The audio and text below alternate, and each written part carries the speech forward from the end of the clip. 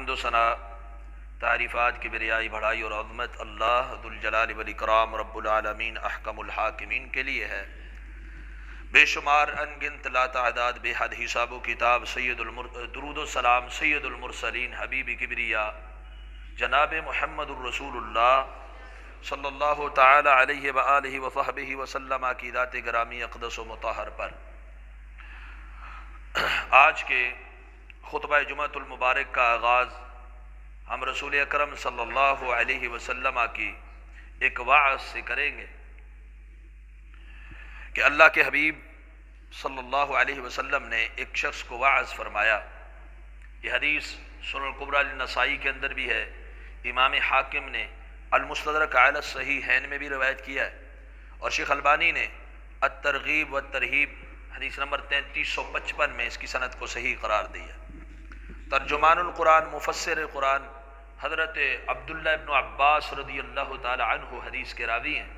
وہ فرماتے ہیں کہ اللہ کے رسول صلی اللہ علیہ وسلم ایک شخص کو وصیت فرما رہے تھے، وعظ فرما رہے تھے، اور آپ صلی اللہ علیہ وسلم نے اس کو یہ بات فرمائی۔ اب دیکھیں بات بہت بڑی تھی، بہت تفصیل طلب بات تھی، آپ صلی اللہ علیہ وسلم نے مختصر جملوں کے اندر اس کو سمجھا دی۔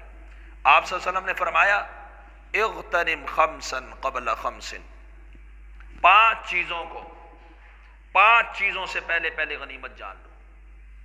پانچ چیزیں اپنے لیے غنیمت سمجھو۔ یہ آپ صلی اللہ علیہ وسلم ایک آدمی کو وعظ فرما رہے ہیں، اور یہ وعظ اللہ کے رسول صلی اللہ علیہ وسلم کا ہر انسان کے لیے ہے، ہر شخص کے لیے ہے۔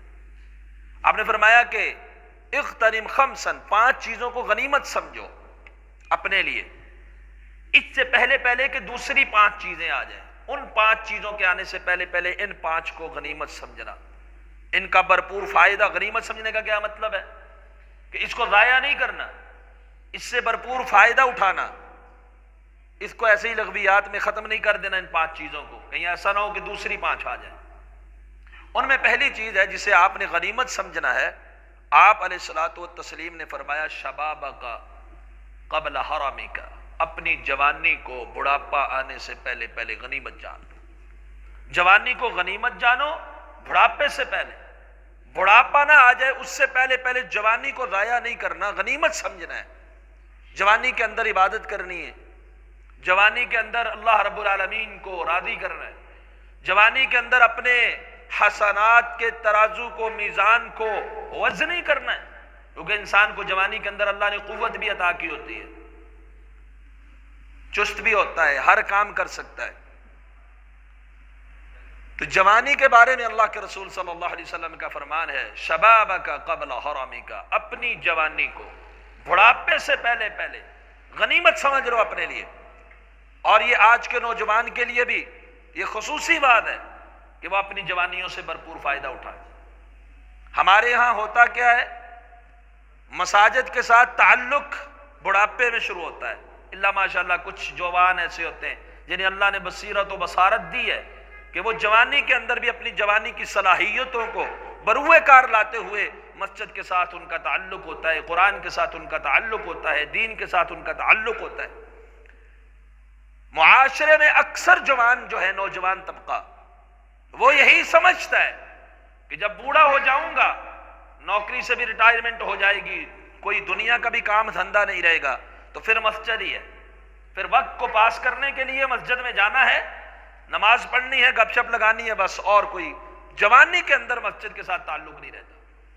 اور کچھ جوان ایسے ہیں جن کا تعلق رمضان المبارک کے اس مقدس مہینے میں تو ہوتا ہے مسجدوں کے ساتھ، اعتکاف بھی بیٹھ لیتے ہیں، نماز بھی پڑھ لیتے ہیں، قرآن مجید کا پورا مکمل قرآن مجید تلاوت بھی کر لیتے ہیں رمضان کے مہینے میں، لیکن جیسے ہی رمضان گزرتا ہے اگلے رمضان تک ان کا کوئی تعلق قرآن کے ساتھ نہیں ہوتا، مسجد کے ساتھ نہیں ہوتا، دین کے ساتھ نہیں ہوتا۔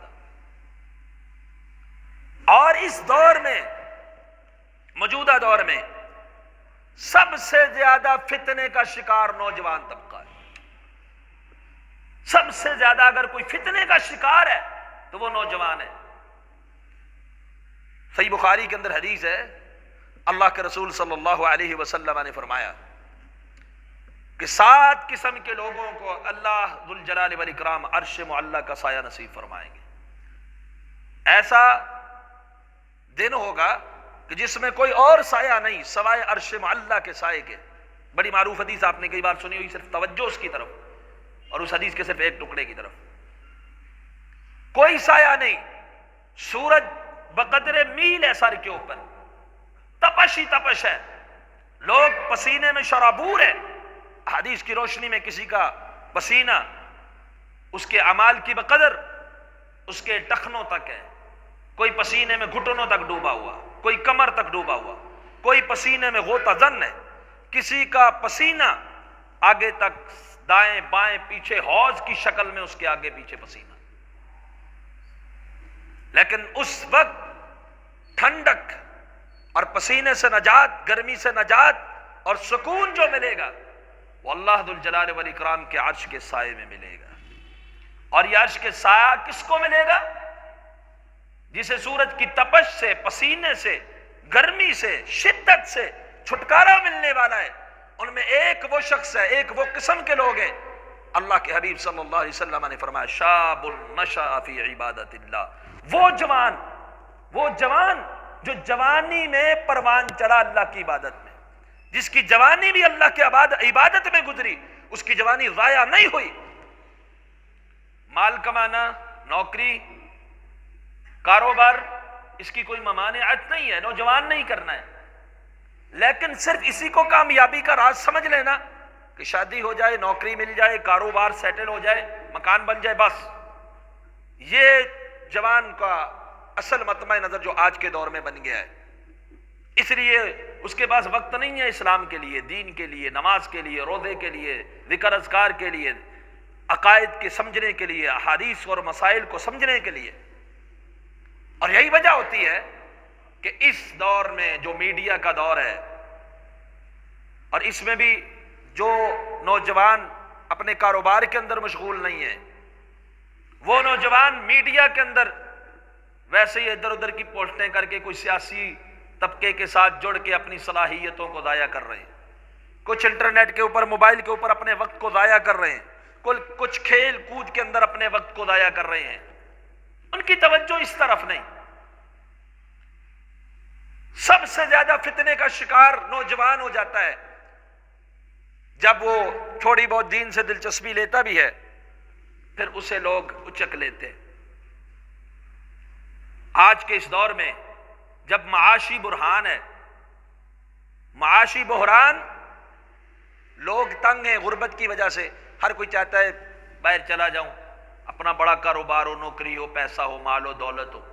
قادیانیت کا فتنہ سب سے خطرناک فتنہ ہے جو جوانوں کو گمراہ کرنے میں سب سے آگے. وہ کیا کرتا ہے, آپ کو باہر کا ویزا دے دیا, سب کچھ دے دیا, صرف آپ نے اپنے ویزے کے اوپر لکھنا ہے کہ آپ احمدی مسلمان ہیں, آپ قادیانی ہیں. آپ کے پاکستان کے اندر ایسی تنظیمیں سرگرم ہیں, ایسے گروہ موجود ہیں جو لوگوں کو قادیانی بنا رہے, جوانوں کو, صرف ان کی محنت صرف جوانوں کے اوپر ہے. ان کو باہر بھی بھیجا جا رہا ہے, ان کو نوکری بھی دی جا رہی ہے, ان کو سب کچھ دیا جا رہا ہے, بدلے میں صرف آپ نے قادیانی بننا ہے. اور آپ کے پاکستان میں ایسے کئی جوان موجود ہیں جنہوں نے اپنے ویزوں کے اوپر لکھوایا ہوا ہے, اپنے پاسپورٹوں کے اوپر وہ احمدی ہیں, احمدی مسلمان ہیں. دل میں کہہ بھی دیتے ہیں ہم مسلمان ہیں, قادیانی نہیں ہیں, لیکن سارا کچھ ان کا, سب کچھ ان کا. اور کچھ خفیہ طور پر قادیانی بن چکے اندر سے, لیکن اس کا اظہار نہیں کر سکتے قوم سے ڈرتے ہوئے جو اپنے ملک کے اندر ہے.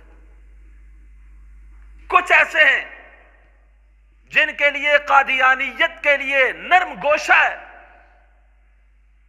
فتنہ قادیانیت کو ابھی ابتدا میں نرم گوشہ ہوگا, ان کو مسلمان سمجھا جائے, ان کو اقلیتوں کے حقوق دیے جائیں, یہ کیا جائے, وہ کیا جائے. کچھ عرصے بعد وہ ساری ہمدردیاں ان کے ساتھ ہو کر فتنہ قادیانیت مزید پروان چڑھ جائے گا.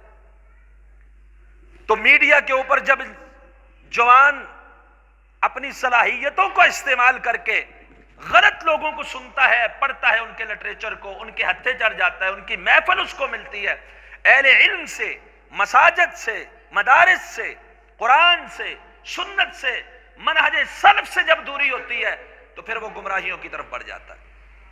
فتنہ قادیانیت کے بعد دوسرا سب سے بڑا فتنہ جو نوجوان طبقے کو اپنی لپیٹ میں لیے ہوئے ہے وہ فتنہ انکار حدیث ہے. آج کا نوجوان سوشل میڈیا کے اوپر دین کو لینے کی کوشش کرتا ہے. صحابہ کرام رضوان اللہ علیہم اجمعین دین میں بہت پختہ تھے. انہوں نے علم اور دین کو رسول اللہ صلی اللہ علیہ وسلم کو سے بنفس نفیس سیکھا، سنا، سینوں کے اندر محفوظ کر لیا، اپنے گھروں میں پہنچا دیا، معاشرے میں پھیلا دیا. آپ کے شاگردوں نے اور خود صحابہ کی مثالیں، تابعین کی مثالیں ملتی ہیں، ایک ایک حدیث کے لیے میلوں سفر کیے، صرف ایک ایک حدیث کے لیے. اور اہل علم میں سے کوئی بھی میسر آتا، جہاں بھی ملتا، مسجد کے اندر ہے، کسی بھی جگہ کے اندر ہے، اس کے ارد گرد حلقہ بن جاتا، اس سے رہنمائی لی جاتی، اس کے علم سے فیض یاب ہونے کی کوشش کی جاتی. نوجوان، یہ نوجوان تھے ہمارے اسلاف. تابعین کے بعد کا جو دور ہے، تبع تابعین کا، اسلاف کا، حفظ حدیث کے لیے، اسناد حدیث کے لیے ان کی محنتیں، ان کی کاوشیں، گھر بار کو چھوڑ کر دور دراز تک کے سفر کر کے وہ اس علم کو جمع کر رہے ہیں کتابوں کے اندر. اسماء الرجال کا علم جمع ہو رہا ہے، علم حدیث محفوظ ہو رہا ہے، اصول مرتب ہو رہے، اصولوں کے اوپر محنت ہو رہی ہے، اصول فقہ بنفس نفیس اہل علم سے استفادہ ہو رہا ہے. اور اس میں یہ نہیں دیکھا جاتا آسانی کس مسئلے میں، اس میں یہ دیکھا جاتا ہے دین کیا کہتا ہے، اللہ کے رسول کا فرمان کیا ہے، صحابہ کا طرز عمل کیا ہے، اسلاف امت کا نظریہ کیا ہے. اور آج کا نوجوان جب دین لیتا ہے تو اس کا مطمع نظر کچھ اور ہو جاتا ہے. وہ کیا؟ آسانی کہاں ہے، آسانی کہاں ہے. وہ 2 3 4 لیکچرار سنتا ہے، ان میں سے اکثر ایسے ہوتے ہیں جن بیچاروں کو اصول فقہ سے ناواقفیت ہے. قرآن بے شک پڑھیں، حدیث بے شک پڑھیں، اصول کا ہی نہیں پتا، اس سے استنباط کے طریقہ کار کا ہی نہیں پتا، صحت ضعف کے حوالے سے وہ کمزور ہیں. اور بعض کا یہ نظریہ ہی نہیں ہوتا کہ ہم کتاب و سنت اور سلف صالحین ہی پھیلائیں گے. ان کا نظریہ ہی الہاد کو پھیلانا ہوتا ہے.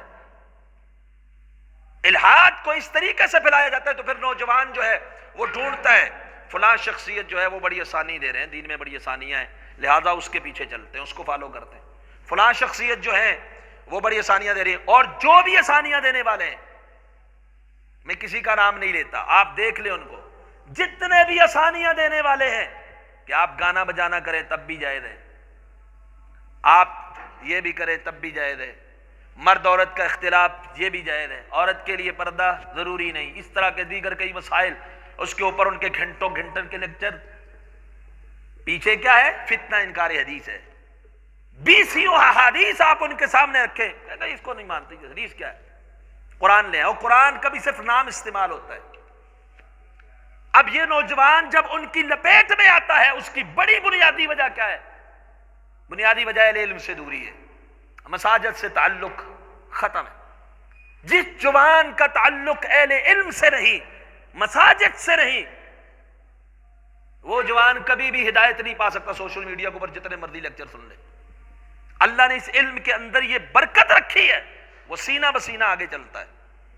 اور ائمہ اسلاف یہ نصیحت اپنے جوانوں کو کیا کرتے تھے. امام مسلم نے مسلم کا جو مقدمہ لکھا ہے، آپ تابعین کے اقوال پڑھیں، وہ کہتے ہیں دیکھا کرو کہ تم دین کس سے لے رہے ہو، ہر ایک سے دین نہیں لیا جاتا.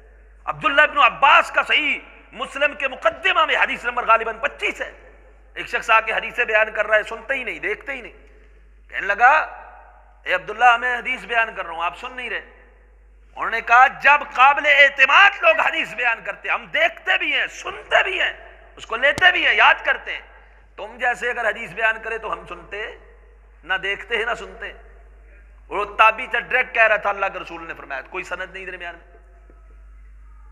دیگر ائمہ محدثین کے اقوال اور تابعین کے اہل علم کے اقوال موجود ہیں جن کا خلاصہ یہ ہے کہ آپ دیکھا کریں کہ آپ دین کا مسئلہ کس سے لے رہے ہیں. قابل اعتماد شخصیت سے، سلف کے منہج پہ چلنے والی شخصیت.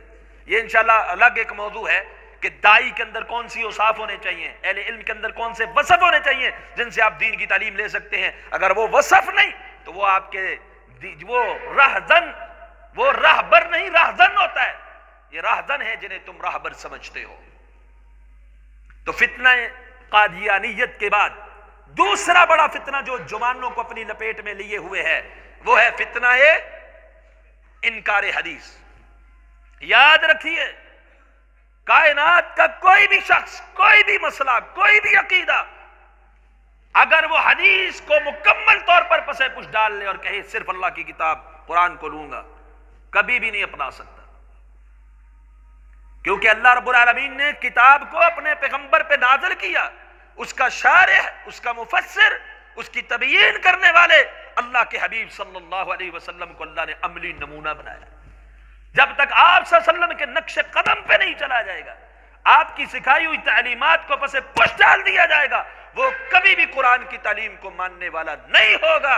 اس لیے جوان دوسرے جو طبقے کے اندر، جوانوں کے اندر جو فتنہ دوسرا سرایت کر چکا ہے وہ فتنہ انکار حدیث ہے.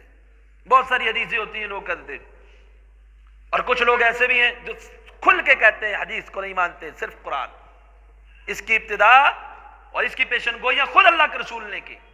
یہ ایک الگ موضوع ہے، فتنہ انکار حدیث کی ابتدا کیسی ہوئی، انشاءاللہ آپ کے سامنے رکھوں گا.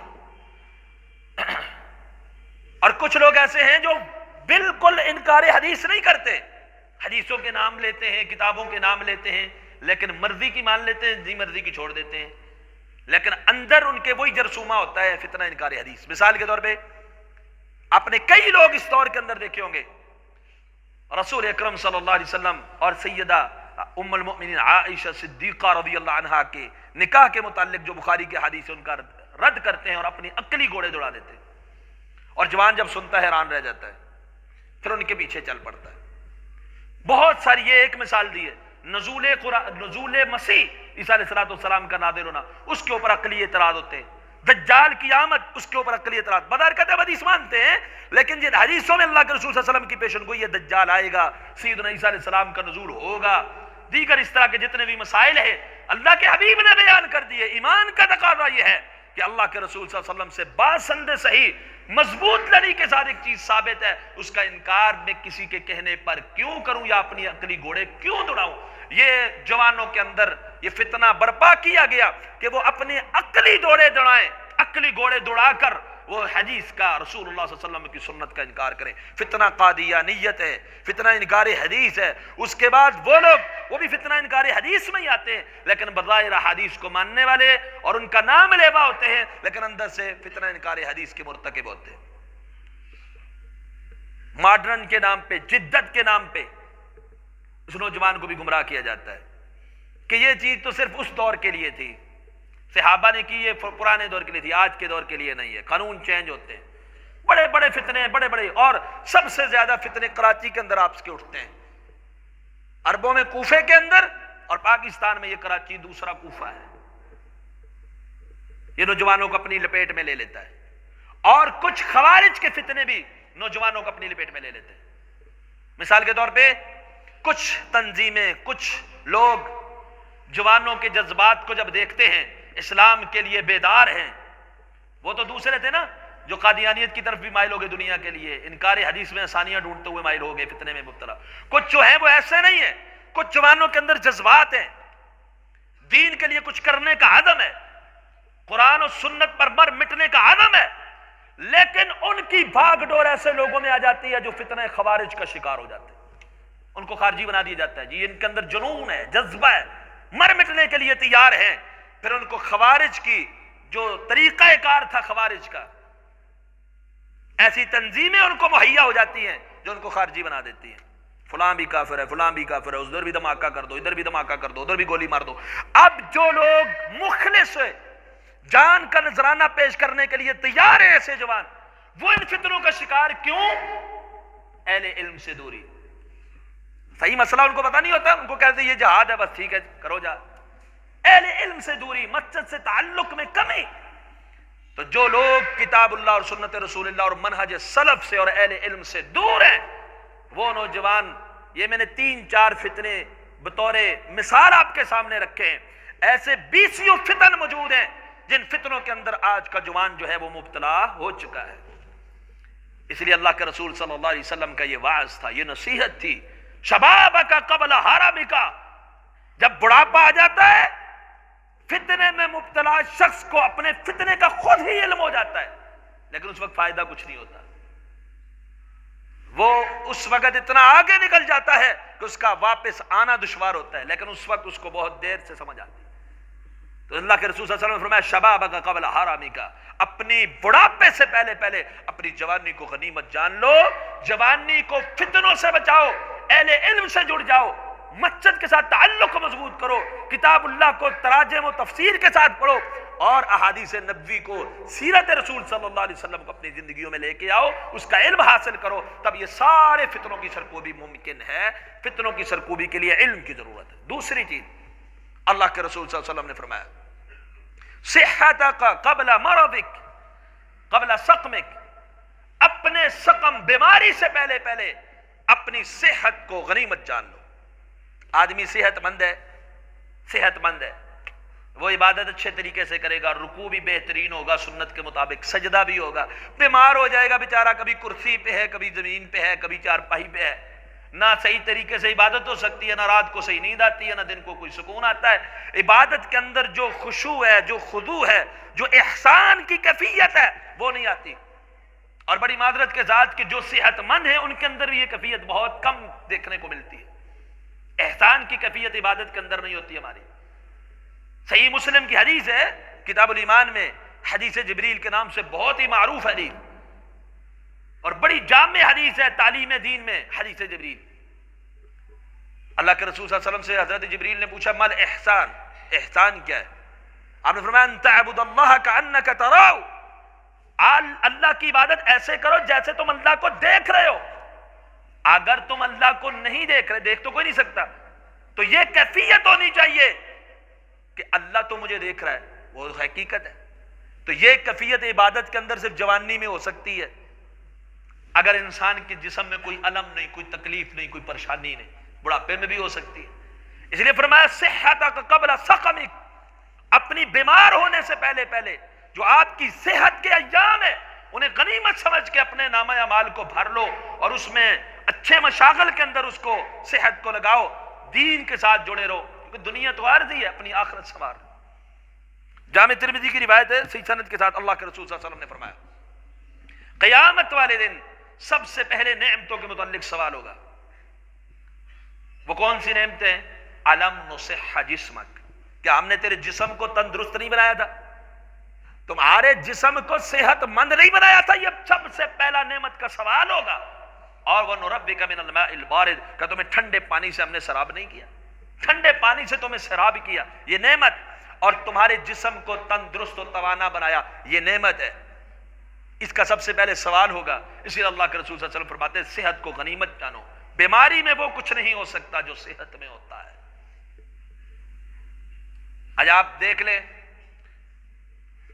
بہت بڑے شیخ الحدیث عبد الستار حماد صاحب حافظ اللہ، مفتی مبشر احمد ربانی صاحب، مولانا عبداللہ ناصر رحمانی صاحب، کبار علماء صاحب فراش ہیں، اس رمضان کے اندر کوئی ایک الف با تک کسی کو نہیں پڑھا سکتے، کوئی دین کا مسئلہ ان سے نہیں پوچھ سکتا، کوئی استفادہ نہیں کر سکتا۔ کیوں؟ بیمار ہے، کچھ نہیں کر سکتے۔ اللہ نے ان کو بڑی صلاحیتوں سے نوازا، بڑے کام لیے، بڑا دین کی خدمت لی، بڑے علمی کام کیے، لیکن تندرستی کی حالت میں۔ آج بیماری ہے، آج کچھ نہیں کر سکتے، صاحب فراش ہے، بس دعا کی اپیلیں کر رہے ہیں کہ میرے لیے دعا کرو، اللہ صحت ہے۔ تو فرمایا صحتک قبل سقمک، اپنی بیماری کے آنے سے پہلے پہلے اپنی صحت کو غنیمت جان کے نیک اعمال کر۔ تیسری نصیحت اللہ کے رسول صلی اللہ علیہ وسلم نے اس شخص کو یہ کی غناک قبل فقرک، اللہ نے اگر تجھے مال دیا ہے تو اس کو غنیمت سمجھ لو اپنے فقیر ہونے سے پہلے پہلے، مالداری کو فقیری سے پہلے پہلے غنیمت جان لو۔ تلک الایام نداولها بین الناس، انسان کی کیفیت ایک جیسی کبھی نہیں رہتی۔ آج اگر مالدار ہے تو اس میں 99% چانس ہے کبھی بھی غریب ہو سکتا ہے۔ آج اگر غریب ہے کسی وقت بھی وہ مالدار ہو سکتا ہے، یہ اللہ کی عطا ہے، اللہ کی تقسیم ہے، اور یہ دن اوپر نیچے ہوتے رہتے ہیں، زندگی اسی کا نام ہے۔ تو فرمایا جب جو بھی دور، عمر کا جو بھی حصہ ایسا آئے کہ جس میں انسان کے پاس مال ہے، دولت ہے، اسے کیا کرنا چاہیے؟ اسے غنیمت سمجھ لینی چاہیے، کیونکہ انسان جب مالدار ہوتا ہے وہ اللہ کی راہ میں مسجد بھی بنا سکتا ہے، لوگوں کی حوائج ضروریات بھی پوری کر سکتا ہے، جس میں وہ اپنے نامہ اعمال کو بھر سکتا ہے ڈھیروں نیکیوں کے ساتھ۔ جب فقیر ہو جاتا ہے وہ مالی طور پر کوئی بھی نیکی نہیں کر سکتا۔ اس لیے آپ صلی اللہ علیہ وسلم فرمایا غنا کا قبل فقر کا، اپنے فقر اور محتاجگی سے پہلے پہلے اپنی تونگری کو، دولت مندی کو، غنا کو غنیمت جان لو۔ اگلی بات، چوتھی بات، اللہ کے رسول صلی اللہ علیہ وسلم نے اس شخص کو یہ نصیحت کی، فراغت قبل شغل کا، فراغت کے ایام کو غنیمت سمجھنا اس سے پہلے پہلے کہ تمہاری مشغولیت کے ایام آ جائیں۔ انسان کو جب فرصت کے لمحات ملتے ہیں وہ ان فرصت کے لمحات سے فائدہ اٹھائے۔ اللہ کے رسول صلی اللہ علیہ وسلم نے فرمایا نعمتان مغبون فیہما کثیر من الناس، دو نعمتیں ایسی ہیں کہ لوگوں کی اکثریت اس میں خسارے میں ہے، لوگ اس سے فائدہ نہیں اٹھاتے، الٹا نقصان ہو جاتا ہے۔ وہ دو نعمتیں کون کون سی؟ الصحت والفراغ۔ ایک ہے صحت، صحت سے لوگ فائدہ نہیں اٹھاتے، بیمار ہو جاتے، پھر اللہ اللہ شروع کر دیتے۔ دوسری فراغت، فراغت کے کاموں کو، فراغت کے ایام کو اچھے کاموں میں، دین میں مشغول نہیں کرتے، پھر جب مصروف ہو جاتے ہیں ان کو وقت ہی نہیں ملتا۔ تو اللہ کے رسول صلی اللہ علیہ وسلم نے فرمایا، حدیث قدسی ہے، ابن ماجہ کے اندر 4107 نمبر حدیث ہے، سنن ابن ماجہ میں صحیح سند کے ساتھ حدیث قدسی، اللہ تعالیٰ فرماتے ہیں یا ابن آدم، اے آدم کے بیٹے، تفرغ لعبادتی، آج ہمارے جوان اور دوسرا بڑا طبقہ بھی، اکابر بھی ایسے ہیں جن کے پاس اوقات نہیں ہوتے، نماز فرضی کے لیے بھی اوقات نہیں ہے ان کے پاس۔ اللہ معاف کرے، خاص کر رمضان میں اگر کوئی شخص سارا دن روزہ رکھے ہوئے ہے، دن کو اس کو فرضی نماز کے لیے وقت نہیں ملتا، تو اس کے روزے کا اس کو کوئی فائدہ ہے؟ اس کے روزے کا اس کو کیا فائدہ؟ اسلام کا بنیادی رکن ہی پورا نہیں ہو رہا، نماز۔ تو اللہ فرماتے ہیں یا ابن آدم، اے آدم کے بیٹے، تفرغ لعبادتی، اب میری عبادت کے لیے اپنے آپ کو فارغ کر۔ یہ نہیں کہ وقت ملے گا تو کروں گا، وقت نکال۔ تفرغ کا کیا مطلب؟ اپنے آپ کو فارغ کر۔ اگر اپنے آپ کو بندہ فارغ نہ کرے، وقت نکالے نہیں، تو کسی کے پاس بھی کوئی وقت نہیں ہے۔ آج کا تو دور ایسا جا رہا ہے کھانے کے لیے وقت نہیں ملتا لوگوں کو۔ فرمایا تفرغ لعبادتی، اپنے آپ کو فارغ کر، یعنی وقت نکال میری عبادت کے لیے۔ اگر تو نے ایسا نہ کیا، یاد رکھ لے، اگر تو نے ایسا نہ کیا، یعنی میری عبادت کے لیے وقت نہیں نکالا، فارغ نہیں کیا اپنے آپ کو، میں تیرے سینے کو فقر سے بھر دوں گا، تنگ کر دوں گا، تیرے ہاتھ روک دوں گا، تو محتاج ہو جائے گا، محتاج بھی ہو جائے گا، اور میں تیری مشغولیت کو بڑھا دوں گا، تیرے ہاتھوں کو اتنا مشغول کر دوں گا، پھر تجھے وقت ہی نہیں ملے گا کسی کام کے لیے، تو مشغول بھی رہے گا، اور تیری فقر و فاقہ اور محتاجگی پوری۔ آج اگر وہ لوگ جو کاروبار کے اندر مشغول ہیں، ان کے پاس اللہ کی عبادت کے لیے وقت ہے ہی نہیں، ان کے جتنے مرضی بڑا وسیع کاروبار کر لیں، اخراجات پورے نہیں ہوتے، پریشانیاں بڑھتی ہی جاتی ہیں، مصائب بڑھتے ہی جاتے ہیں، ان کی وہ فقر، وہ محتاجگی بہت کچھ ہونے کے باوجود برقرار رہتی ہے، اور ان کی مشغولیت میں دن بدن اضافہ ہوتا جا رہا ہے، وقت نہیں ملتا ان کو۔ اور اللہ فرماتے ہیں ابن آدم میری عبادت کے لیے اپنے آپ کو فارغ کر۔ اگر تو فارغ کرے گا، وقت نکالے گا، اپنی دکان سے، اپنے کاروبار سے، اپنے معاملات سے وقت نکال کر اللہ کی عبادت کے لیے آ جائیے، فائدہ کیا ہوگا؟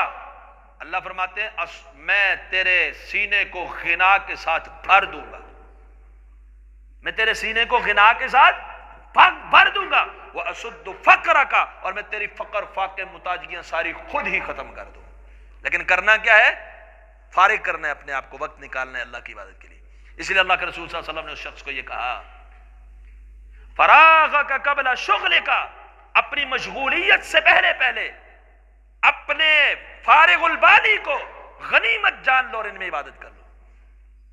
اور پانچویں بات، پانچویں نصیحت اللہ کے رسول صلی اللہ علیہ وسلم نے فرمائی حیاتک قبل موتک، اپنی زندگی کو غنیمت جان لے اپنی موت کے آنے سے پہلے پہلے۔ انسان کے پاس جوانی نہ ہو تب بھی کچھ نہ کچھ کر سکتا ہے، انسان کے پاس صحت نہ ہو بیماری میں بھی اللہ کا ذکر کر سکتا ہے، انسان کے پاس مال نہ ہو تب بھی نیکی کما سکتا ہے، انسان کے پاس فراغت نہ ہو چلتے پھرتے اپنے کام کرتے کرتے کچھ نہ کچھ نیکیاں جو ہے وہ جمع کر سکتا ہے، لیکن زندگی نہ ہو تو کچھ بھی کچھ بھی نہیں کر سکتا۔ آخری بات سب سے جامع، حیاتک قبل موتک، کہیں ایسا نہ ہو جس موت کا ایک لمحے کا بھی پتہ نہیں ہے، کون کب تک جیتا ہے، کیسے جیتا ہے، اپنی زندگی کو غنیمت جان، اس زندگی کے لمحات کو قیمتی بنا۔ اگر یہ زندگی قیمتی نہیں بنائے گا، قیامت والے دن سب سے پہلے سوال کیا جائے گا۔ جامع ترمذی کے اندر حدیث ہے، شیخ البانی علیہ الرحمہ نے سلسلۃ الاحادیث الصحیحہ میں 946 نمبر حدیث میں روایت کیا، اس کے شواہد موجود ہیں۔ اللہ کے رسول صلی اللہ علیہ وسلم نے فرمایا کہ قیامت والے دن میدان حشر سے بندے کے قدم اس وقت تک نہیں ہلیں گے جب تک اس سے 5 چیزوں کے متعلق سوال نہ پوچھا جائے۔ وہ 5 قسم کے سوالات اس سے نہ پوچھے جائیں، ہل نہیں پائے گا ہر ایک سے سوال۔ پہلا سوال کیا ہے؟ عن عمرہ فیما افنا، جب اپنی عمر کے متعلق بتاؤ اس کو کیسے صرف کر گیا، عمر خرچ کہاں کی تم نے، تمہیں زندگی ملی تھی 10 20 30 40 50 60 70 80 90 100 جتنی بھی، اس کو تم نے لگایا کہاں، اس کا حساب دو۔ اگر ہم اپنے شب و روز کا حساب دیں، کیا خیال ہے آج اپنا محاسبہ کیا جا سکتا ہے؟ عن عمرہ فیما افنا۔ دوسرا سوال عن شبابہ فیما ابلا، جوانی کو بتاؤ کہاں گزارا ہے۔ پہلے پوری عمر کا سوال ہے زندگی کیسے بٹائی، دوسرا سوال جوانی کا، عمر کے خاص حصے کے متعلق، یہ جوانی کیسے گزاری۔ اور جن لوگوں نے اس عمر کی، اس وقت کی قدر نہیں کی، سورہ الف لام سجدہ سورہ نمبر 32 کی آیت نمبر 12 میں اللہ سبحانہ وتعالی نے فرمایا وہ کیا کریں گے، وَلَوْ تَرَا إِذِ الظَّالِمُونَ وَلَوْ تَرَا، جب کاش کہ آپ دیکھ لیں جب لوگ اپنے مجرم لوگ، وَلَوْ تَرَا إِذِ الْمُجْرِمُونَ نَاكِسُو رُؤُوسِهِمْ عِنْدَ رَبِّهِمْ، اپنے رب کے سامنے شرم کے مارے سر جھکائے ہوئے ہوں گے۔ سر جھکائے ہوئے کہہ کیا رہے ہوں گے، ربنا ابصرنا، اللہ آج ہم نے اپنی آنکھوں سے دیکھ لیا، وسمعنا، سن لیا، فرجعنا نعمل صالحا انا موقنون، بس ہمیں زندگی تھوڑی سی دے دے، لوٹا دے دوبارہ دنیا میں، ہم یقین کرنے والے ہیں ہر بات کے اوپر۔ جواب یہ نہیں، جواب کیا کہ ٹھیک ہے تھوڑی مہلت اور لے لو، نہیں، یہ زندگی کو غنیمت جانی ہے۔ جواب کیا ہے؟ جواب اللہ نے سورہ فاتر میں ذکر کیا، وَهُمْ يَسْتَرِخُونَ فِيهَا، چیخیں مار رہے ہوں گے جہنم کے اندر اور کہہ رہے ہوں گے ربنا اخرجنا نعمل صالحا غیر الذی كنا نعمل، اللہ ہمیں نکال اس جہنم سے، ہم جا کر ایسے اعمال کریں گے جو اعمال پہلے کرتے تھے ویسے نہیں، ان کے برخلاف۔ اللہ جواب کیا دیں گے، ٹھیک ہے تمہیں زندگی دیتا ہوں، نہیں، زندگی کو آج غنیمت سمجھیے، ایک بار چھن گئی ملنے والی نہیں۔ اللہ فرمائیں گے اولم نعمرکم، وہ میں نے عمر نہیں دی تھی، عمر دی تھی کہ نہیں دی تھی؟ دی تھی۔ اولم نعمرکم ما یتذکر فیہ من تذکر وجاءکم النذیر، جس طرح باقی لوگوں نے اہل جنت نے نصیحت حاصل کی، زندگی سے فائدہ اٹھایا، تو اپنی زندگی سے فائدہ نہیں اٹھا سکتا تھا، تیرے بعد ڈرانے والا نہیں آیا تھا۔ اولم نعمرکم، کیسا جواب ہے، کیا زندگی نہیں دی؟ اب کہہ رہے ہو مہلت دے دے اللہ، اللہ فرمائیں گے اولم نعمرکم، زندگی نہیں دی؟ اسے پوچھا جائے گا عن عمرہ فیما افنا، عمر کہاں گزار کیا ہے، عن شبابی فیما ابلا، جوانی کہاں گزار کیا ہے۔ یہ تو جوانی کا سپیشلی سوال ہے، کیونکہ در جوانی توبہ گردن شیبہ پیغمبری است، وقت پیری گرگ ظالم میں شبت پرہیزگار است۔ جوانی میں توبہ پیغمبروں کا شیبہ ہوتا ہے، جب بھیڑیا بوڑھا ہو جائے وہ بھی کہتا ہے میں بڑا پرہیزگار ہوں، ظاہر ہے اب شکار کر ہی نہیں سکتا، اب تو پرہیزگار ہی ہونا ہے۔ تو اسی طریقے سے اللہ کے رسول صلی اللہ علیہ وسلم نے اس کو آخری وصیت یہ فرمائی کہ حیاتک قبل موتک، اپنی زندگی کے ان لمحات کو غنیمت سمجھ لو اپنی موت کے آنے سے پہلے پہلے۔ اللہ سے دعا ہے اللہ ہمیں بھی اپنی صحت سے، اپنی جوانی سے، اپنی فراغت سے اور اپنی زندگی سے اور اپنی مالداری سے نیک اعمال کرنے کی، آخرت سنوارنے کی، حسنات کے ساتھ میزان کو بھرنے کی توفیق عطا فرمائے۔ اللہ ہر قسم کے فتنے سے، گناہ سے، اپنی نافرمانی سے محفوظ فرمائے۔ قل قولی ھذا استغفر اللہ لی ولکم ولسائر المسلمین۔